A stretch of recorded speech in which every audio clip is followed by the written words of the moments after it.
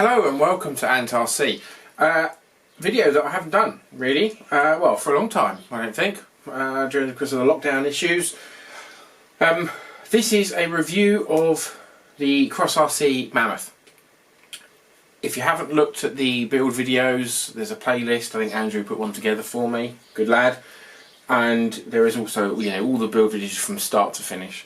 This is a dream truck of mine, and I've run it 3 times, and I've given it a bit of a test, a bit of a battering. No damage yet, thankfully, but it's been put through its paces, and I haven't given it an easy time. And that's all been with Andrew's Cross-RC MC8. So I thought it'd be a good opportunity now. There's a few videos on the channel, run videos of me talking about positives and negatives. So let's go with the negatives first. So it's not the truck's fault, it's more my fault, but something to be aware of. The second servo horn, I had it come loose twice, 2-3 times. One on a run, that was the first time we ran it, that was a pain because I had to get Andrew to hold it up. Trying to get access to the servo horns, there isn't really an access hole that's directly in line with where the bolt goes into the servo.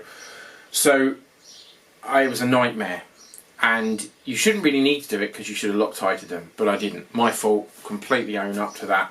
But from a design point of view, if you do need to get access to them and they come loose, things do come loose from time to time. There was no direct access hole in front of for the front servo or the second servo. So what I've done, and I'm not going to lift it up, is I've drilled a very, very small access hole right in line with the servo, so I can just check that the servo arm bolts are done up and they don't come undone. Same as I do with the drive shaft grub screws, they're Loctited as well, but I always like to check nuts and bolts here and there, because if they fall out mid-run, there is no way you want to be carrying this thing. Some of the runs we do are quite a distance from the car, so yeah, I don't want to be doing that. So the negative is really about the access holes to the servo arms. Maybe they think you wouldn't need to tighten them, but the front one definitely, you have to take the whole servo out, which is a right faff for something that, just to tweak a bolt. I mean, you could get in there with Allen key arguably, but it's really fiddly. So that's just, something that I've made a modification that's made it slightly better for me.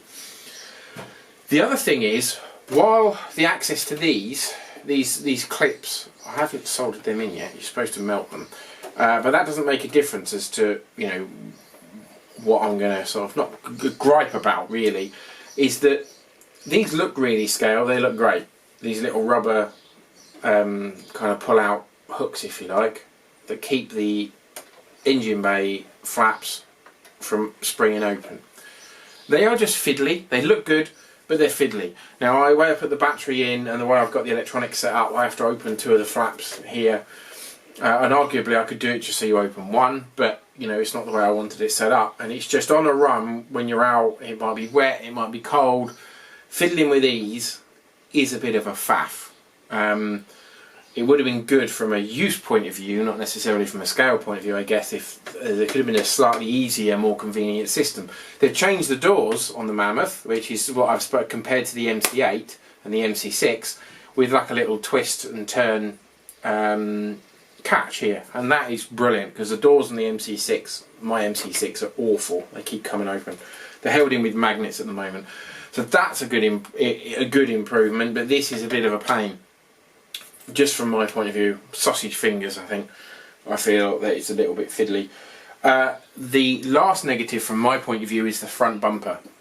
It's great in the fact that it pushes things out of the way, and it's good for ramming Andrew's MC8, but in terms of ground clearance, now I don't know what I need to investigate. People have said, I've caught comments of people doing something to the front bumper to improve ground clearance. I don't know what that is. And it's great because underneath there is like a skid plate, like a diagonal skid plate, angled skid plate, and it goes all the way down underneath. And Andrew come up with a very good description of this rig and how it moves like a snake. Now that's very, very accurate, I think. It is like a snake. It just glides over everything. But it hasn't quite, in certain approach angles, the front bumper limits it a little bit. as I found out on our last run, that I had to go up a slope backwards and Andrew could go up forwards on his MC8, so the ground clearance isn't quite as good, which is a shame because the ground clearance everywhere else on the Mammoth is much better than the MCs, because there's no big gearbox hanging down or big axles. It just glides over stuff. With these big wheels, there's not anything at the moment that I found it hasn't got over. And obviously there's been quite a bit of competition between Andrew and I could tell on the runs we've done that he's having to push the MC8 quite hard to keep with this. And there's, you know, normally with the MC6 he just breezes over something, and it's me having to push the MC6 and you know, it won't quite go over something. I have to go back that thing, you have to go reverse, backwards, forwards, steering left and right. Whereas it's the opposite now. This just doesn't matter what it is. Logs, we went in our last video, I think it's live now, yes, we went over this kind of man-made bridge. It might not be live on this one, can't remember if it's in there, I need to check it out. And it just went straight over. There was a bit in some water as well, we had some bricks and rocks, and this just went straight over, no issue whatsoever. It's a beast, and that comes on to the point really. I've not seen many reviews of this truck, but it is amazing. It's my dream truck and it's very expensive, but it's worth it, guys. It really, guys and girls, it's worth it. I can't stress enough how capable it just is, and it's very easy to drive. So difficult to explain. If you've got a cross rig, MC6, Ural or whatever, and you drive then go back to a 1/10 or 4x4s, there's a certain toy-like feeling in my opinion. So there's a big difference. When we take out the MC6 and the 4x4s, which we do on some runs, we used to always run the cross rigs first and then them, but now we're changing that around because these just feel, they drive that bit nicer, a bit more scale.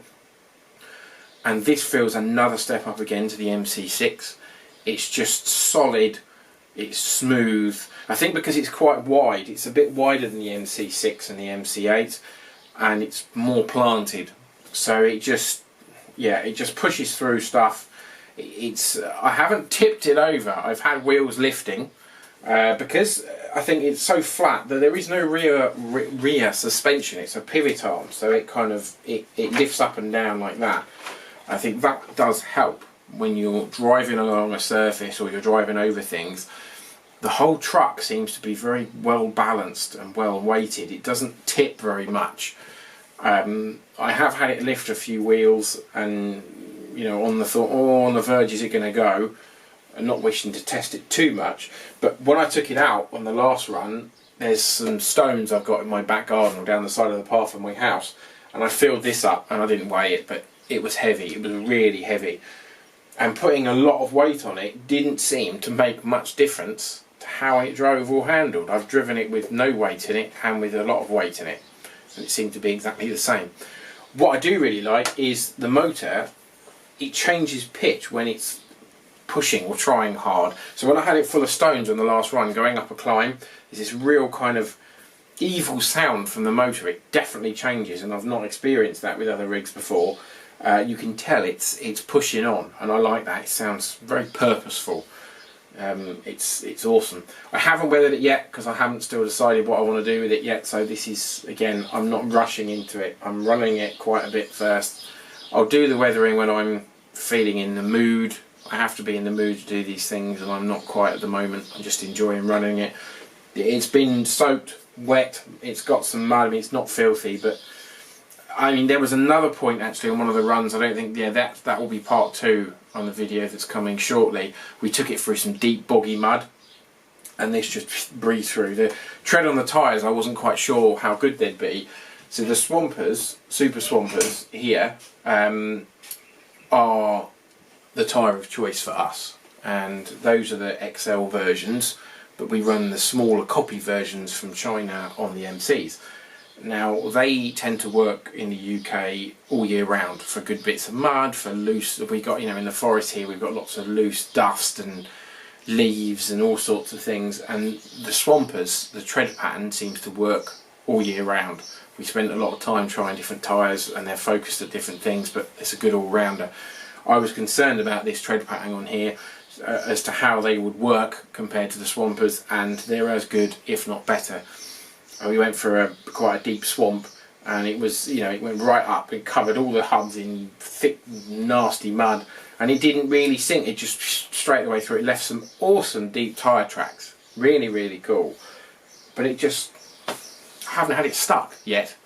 So I will find a way to get it stuck, of course, but that hasn't happened.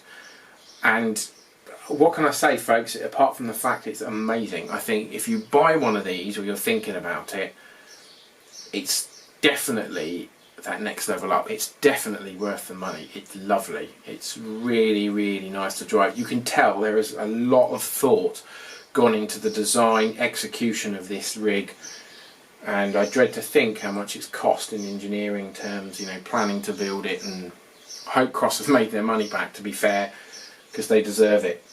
Can't rate it highly enough.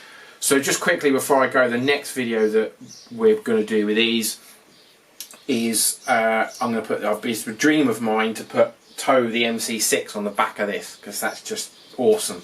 Now I cannot afford and will not spend £800 on the proper towing trailer for this. The one with the, you know, ramps to go up and down. I just can't, no, it's too big, can't deal with that. HG, Trap Speed, the same people that do the I think it's Trap Speed or Trap Pairs, I can't remember. The crane that I've got, they do a trailer for the HG 8x8, and it's very similar, well, pretty much the same, as it's a fifth wheel connection, and that's £330 on AGTs at the moment. It's not available as yet, it says 15th of June. I'm not sure if that fifth wheel will fit in here.